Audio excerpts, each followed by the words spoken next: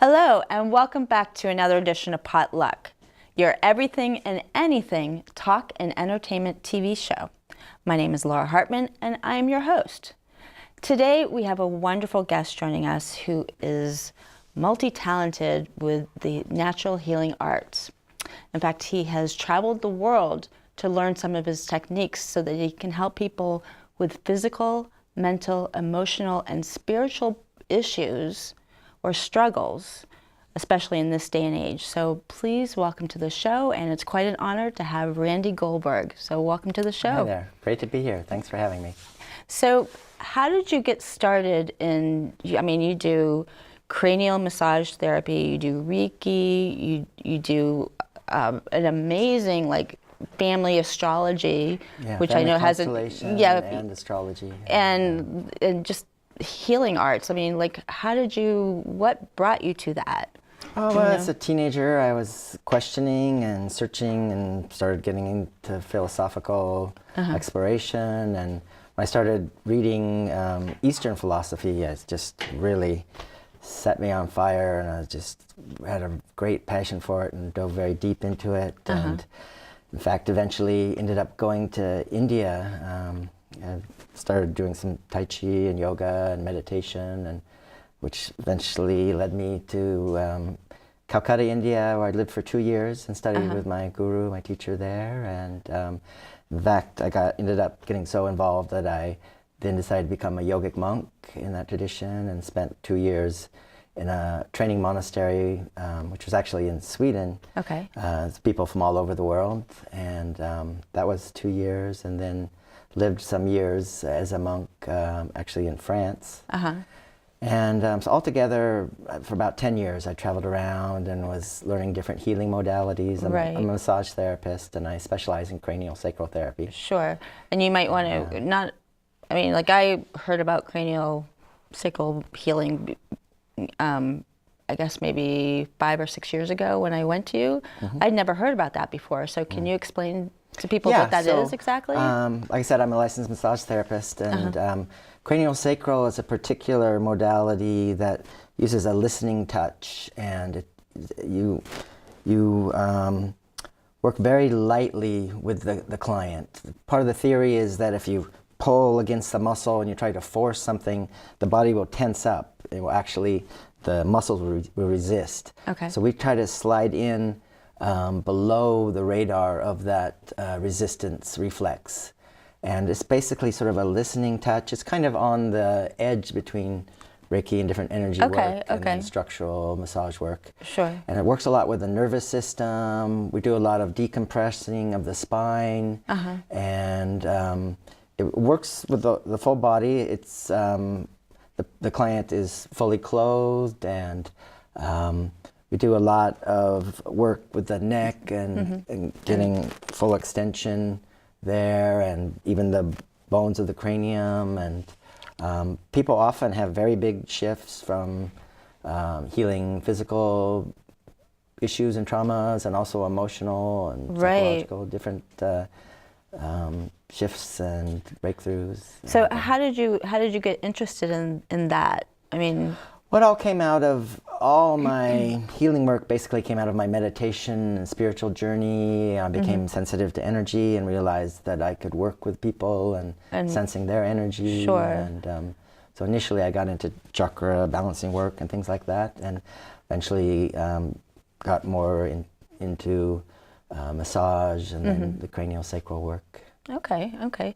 And the astrology, the family astrology, how did you... Yeah, so family constellation is actually separate. And so I teach workshops in a modality that's called family constellation therapy, and it's a system of ancestral healing. Okay. And it was developed by a psychologist in Germany. His name is Bert Hellinger. It's very big around the world, particularly in Europe. It's not that well known here in the United States. Right. And what it does is, often we can see that people's life is kind of driven by a certain script, but it seems that those scripts get passed down from their parents and from different family members, even going back several generations, that there's patterns that get repeated. Right. There's big impacts that happen in family, and we see echoes of that in future generations. And so in this system, I do individual work, but often I do it in a workshop. So there might be 5 or 10 people Sure. sitting in a circle in a group, and somebody will pick someone to represent someone from their family, or it doesn't have to be any issue that they're having in their life that they want to help with. Right. And it's a way of visually mapping them. We'll have the people stand and represent different people or different aspects with what they're dealing with. Right. And they become like antennas, and we just get to see in the field what emerges. And it's a beautiful way of finding out unconsciously what is going on, how you might be held energetically and not realize that those blocks are there. And then the people will start to feel different feelings, they'll want to move different places, so there'll be shifts that happen. And so as a trained family constellation facilitator, I help the movement. There's basically love and the life force that's in everyone's life that we inherit from our parents, and when that gets blocked, we find ways to free it up, and everybody in the family system gets acknowledged, gets honored, they have their place, and a disorder and is often, there can be confusion in the field of the person's family and different issues that they're facing. Right. In their So life too. is there any, like, how like people can do like a typical like astrology reading? Is that intertwined in that? Astrology then is another thing that I do, and it's completely separate, even though family constellation has the word constellation. It actually has nothing to do with astrology. Okay. But when I was in India, I studied the Indian form of astrology. It's called Jyotish. It's Vedic astrology. Okay. And I do both Western and the Indian Vedic astrology. Because you did an astrology on mine, and I got printed papers, and you were, that was like the right on computer cue about everything. Prints out the chart, and what it is it's looking where were the planets when you were born. So it's like as if you had a camera. And that's kind of a archetypal map of how those energies flow in your psyche. Okay. And I do my readings from a Jungian perspective, so we look at the deep archetypal influences that are there. And it's basically a symbolic, poetic, mythopoetic language. Okay. It's about exploration, about becoming aware of different energies that you are working in your life. And, so it's all about growth and learning. Okay. And then the family astrology, or the constellation, that's different. Yeah, that's not. But so I've been doing, like I said, there aren't that many people that do the Indian system, and I've been able to be interviewed by CNN, Washington Post, NPR for my astrology work. So it's been really great. I've actually been interviewed twice by the Washington Post and recently by Circa TV. So yeah, I've got a lot of exposure for my astrology work, and people really like the fact that they can get, there's two kind of different perspectives. There's a slight shift of in the Western astrology chart and the Indian chart. So the Western tends to be a little bit more psychological, and the Indian is a little bit more karmic and predictive. So it's really just great to see they're both complementary and just kind of seeing the same thing from different angles. But people really like that. So are you able to do that for yourself, or have you done it for yourself, or does somebody have to do it for you? No. I mean, it's a very intensive study. It's like getting a PhD. It's this incredible amount of material, and I don't focus that much on my own chart, but absolutely, it's something that I look at, and as I've learned. So what else did you bring from India over to here?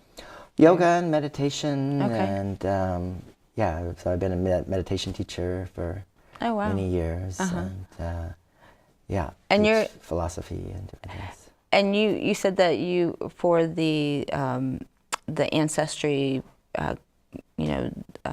constellation. Family constellation, Yeah, you bring like a group of like 10 people together so to do. Every month or two, you can see on my website, astrodc.com, I have an events page, and I have upcoming Okay. events. I actually have one coming up in Baltimore with a young working group. Okay. And Now, also, do you usually do them like?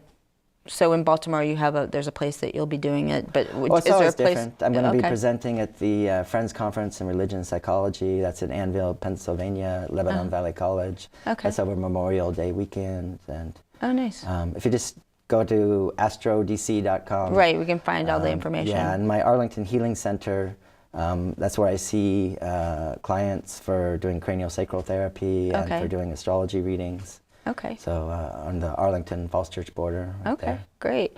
So what have been some of the challenges for you along your path, or have you had any? Well, I'm always I'm very open, and I keep my feet in both worlds as far as traditional medical approaches and then the alternative. So I'm also an EMT. I've been an ambulance driver and Okay. do stuff like that. I'm a CNA. I've worked in the hospice world and Oh, wow. done hospice work, and I'm also a licensed massage therapist. So, Right, right. but my main love and interest is focusing on the complementary and holistic and alternative healing. Doing things, being an EMT, you rush in, and so Western is Right. great for if there's an extreme crisis happening right now, but for chronic issues and for deeper things that are hard to diagnose, to figure out, that Right. go on for long times, that's where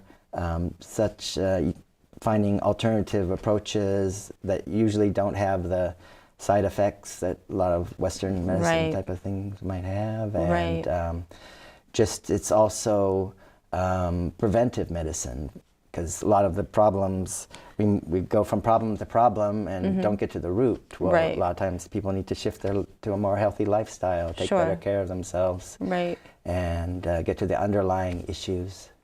Now, do you work with children at all? Because I mean, there's Work with all ages, all ages, and okay. even craniosacral. People get trauma babies coming down the birth canal. It's such a small area and there's a lot of pressure on the head. So Right. all the way to 90-year-olds. So yeah, there's no age Okay. restriction. Okay. And, So you've been doing this for how long now? like I said, my journey started in high school. In high and, school. so, Right. most of my life. Okay. But you were over in India like how long ago? I mean, Oh, it was during the 80s that I did you- that 10 okay. years Oh, of wow. travel. okay. And, So during because like over the decades things have changed, and things have gotten better in respect for people becoming more aware about natural healing. But then there's that turn where people are being sunken into like the media and the foods that we eat today and just a lot of stuff. Have you had to change what you do to kind of go with the time to help people? Do you know what I mean? Well, you always have to you- adjust to your message gets heard, but actually it's been an amazing awakening. In DC, there didn't used to be very much yoga, and now there's yoga studios everywhere. There's been a Right, huge right. shift, and there's vegetarian restaurants, there's just a lot of things shifting, a lot of awareness. A lot more awareness. Yeah, absolutely. Yeah. So it's been good, and it's a little bit difficult. Craniosacral therapy is difficult to describe. There's books written about it and things, but it's really something you need to experience to better understand it, and, right. And also with the family constellation workshops and that work, again, it's very hard to explain. Basically, it's kind of like neo-shamanic ancestral healing, and it's like people don't know what that is. Right, So yeah. figuring out a way that, okay, this is 3D mapping of when you can sit outside. So the client will describe what the issue is going on, then they'll just sit down and see what unfolds. So they get to see their problem in front of them. So they're outside of it, and you get this whole new perspective. So some ways it's similar to psychodrama, Right. people acting out things, but here in the family constellation system, you tell people just to stand there and see what you notice in your body. So there's nothing that's scripted, there's nothing that our ego or our will Right. is guiding. It all organically emerges, And that's the power of it. You find out this unconscious. There'll be people that they had a murder in their family. They have these different secrets. You can do it with people who are adopted. It can be very powerful for them because often they don't recognize the connection they have with their birth parent. And it's important for them to link up with those energies and to acknowledge that gift of life is why they're here today. Right, and there's some things for people that are adopted where stuff is just innate. You're born with it. Yep. Yeah, and so it's very powerful. The secrets get revealed and things that are hidden come to light, and this really helps people to move forward in their life in a good way. So if somebody comes to you, like one of your sessions, and stuff comes out, I mean, they're not just healed right then and there. I mean, they're probably at the beginning of like my work is like, I call it homeopathy for the soul. It's like dropping a pebble in the water and it ripples out. And so slowly, healing process happens from our core and slowly moves out. And you know, if you're sailing this huge ship, you just do a small turn of the rudder will completely change the course. And so, absolutely, it's not that instantaneously, miraculously something changes, but moving forward, they're freed up and they have a whole different sense of their life and what they want to do, and just feeling a whole different energy in their body. Sure. No, I can see that, but if there, you know, stuff comes out and then all of a sudden, you know, maybe after some time they start struggling with whatever stuff had come out, do they come back to you, or can they come back to you? People are like onions. We all have layers, so nothing is instant. You know, growth is continual. We're always going to be learning and growing. So absolutely, there'll always be new issues that need to be addressed. And do you work with like other healers? So like if somebody's having such and such problem, you would recommend. I mean, absolutely. So-and-so. I mean, that's part of being part of the healing community. I run 3 meetups. One is on alternative health, so it's the DC Alternative Health Meetup Group. If you go to meetup.com, search DC, and then search alternative health. Another one on Jungian psychology, Carl Jung and depth psychology, and then another one on astrology. So I actively, for years, have run these meetups to build the community. Different people are presenting at the different meetups, and we have really strong community, a lot of interaction and networking. And a support system. Absolutely, yeah. So has anybody, just out of curiosity, has stuff come out where that person becomes like in denial, you know? Let's say... and they don't want to face it. You know, one thing I always have, particularly in my family constellation workshops, is a box of Kleenex, because the tears just start flowing. It's very powerful, deep work, and sometimes it's overwhelming for the people. Often a person might kind of close their eyes while this is going on, and I have to kind of reassure them and get them in their body and just give them a little support and just gently tell them it's going to be really healing for you just to open your eyes and take this in, to get them to breathe. And, you know, there's a lot of, the power of the family constellation is being seen. And there's a lot of coming up against that resistance, denial, whatever you want to call it. You know, one of the models for that healing talks about is this, there's a situation that is blocked, and so you can say that's frozen. From the Jungian perspective, our emotions, emotion, it has motion in it. They're meant to be felt, they're meant to move through us. They're meant to fully grieve them, fully embrace them. But when we resist, they get frozen. And trauma is basically frozen. When a trauma happens, you know, we say, no, this can't be happening. And that no locks things into the system. So one of the first steps of growth is always accepting who you are, accepting that what happened. So kind of saying yes to it, not, you know, agreeing that we wanted it or anything, but just that what happened. What is what is. So getting over resistance, getting over denial. And then you can allow the the healing to take happen. place, and people come to a much more gentle, much less judgmental place about themselves and about others.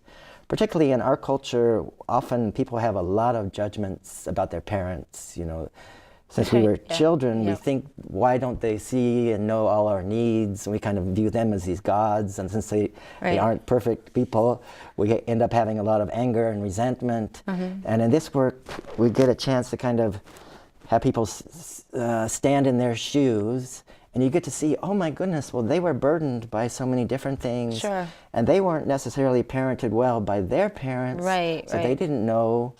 And so you drop a lot of judgments, and it really, that's helps them to identify. Huge healing step. Yeah. Oh, wow. Yeah. So are you one of the only people that do this in the DC area? No, there's a DC Hellinger Institute that I trained at, and it's a big community worldwide. Family constellation work. This is something I think a lot of people need. Yeah, I know. It's growing. I know in my own experience, I did family genealogy for many, many years, and I had issues with both my parents, and so doing the genealogy, it helped me to recognize that a lot of the patterns or behaviors from my parents came from their parents, and so on and so forth and so forth. This is what we're seeing. There's all this stuff that gets passed down. It's nice to have a picture of your parents when they were children, because then you just see them in this innocent form, and it's harder to project your anger and stuff onto them. They came into this world sweet, innocent kids just like you were, and just to have an altar at your home of your ancestors, and to think, I had the right parents for me. If I hadn't had those parents, I wouldn't be who I am. So they must be the right ones for me. And just to honor all the... And in America, we have this sort of David Copperfield syndrome. My life started on such and such a date, and we always are thinking forward, not realizing that we're standing on the shoulders of so many generations going back. And here in America, if you weren't Native American, you were an immigrant of some kind. And you wouldn't leave your home, where in those days there was no telephone and email or anything to... you just left behind. Everything. There was something traumatic that happened usually that made people leave everything and come to America. So our whole country has deep immigrant trauma that often when you discover what was going on in the country that they moved from, there were often serious traumatic, so many wars and famines and various things that had happened throughout history. So there can be deep traumatic roots, and also in our country we had our own civil war. I mean, there's just so many generational things that are there. So a lot to be healed. And of course with slavery, post-traumatic slavery trauma, and I mean, millions of America has deep and it's still growing, because now you have with everything that's happening in politics right now, with with the dreamers. And it's interesting to take a look at the astrological perspective. So here in 2018, we're having Pluto in Capricorn, and that's causing a lot of deep transformation of structures like banking and deep societal governmental structures. And so there's a lot of shadow material, a lot of the things that aren't working anymore, that are breaking down. And particularly 2018 is kind of the beginning of the end, in terms of there's a lot of things that are falling away, and there's a new thing emerging. We're in kind of an 18-year cycle that started in 2001 with 9/11 and all that. And for the U.S. chart, that was like bringing in 18 years of war, the different terrorism and economic challenges. So we're going to have another 3 years of, and particularly the next 3 years are going to be economically challenging. And 2020 is when we can kind of get out of this cycle for the country. And it's all for the good. There's basically that which is no longer working is being exposed right now. And this year there's going to be a lot of, we got everything from the Me Too movement. There's a lot of stuff coming to light, a lot of chickens coming home released, a lot of things bringing some bad stuff out. To be exposed, and those who have been abusing their power and things like that will be seen for what they are, and we're finding out new, better ways to move forward as a society and as a world. Right. And there's so much change, and it's happening so quickly now. So is anything going to happen with the Republicans and the Democrats? As far as I'm like seeing eye to eye or on the same page? There's polarity. We're in a time of extreme polarization and extreme. It's good though. I mean, it so exposes who's really the exploiters, who's really being exploited. Sure. And all that becomes crystal clear. And so we're moving towards where people realize we need to find something that works for everybody. We everything's broken. Our health care is broken. Everything. So it's all happening for a reason, and it's really a positive evolution in the long run. That's awesome. I mean, it's not awesome that all this stuff is happening, but it's awesome that all this information that you're sharing. Zen, and the astrological perspective. But I'm sure by 2020 things are not going to be like ideal or no, that's in the birth. That's why this is saying the beginning of the end. We're closing out a chapter, and that's where starting a new. And these are the birth pains that we're going through. Oh wow. So wow. This is all very long cycles. No, they take decades. They take a long time to emerge and come forth. Yeah. Well, we've come to the end of the show, so thank you so much. It's been an honor to have you on the show. Thank you for having me. We'd love to definitely have you back again later on. Yeah. Great. So, is there anything that you want to share with people, or? So I have my healing center there in the Arlington Falls Church area. Just go to astrodc.com. Okay. astrodc.com, and I see clients doing craniosacral therapy and individual clients doing family constellation work. Great. And then I do astrology readings, where you get your own personal chart and see how these influences are affecting your life. Great. And what's coming up, the transits and different things. Great. And there's also randygoldberg.org? Yeah, it's all the same. It's all the same thing? Yeah, randygoldberg.org, healingdc.com. Okay. They all point to my one website. Great. Well, if you're just tuning in now, make sure you catch us on the web at www.potluck-online.org. And we will see you next time. Thank you for joining us. Thanks for having me. Thank you. Thank you so much. This is great. Yeah. Thanks.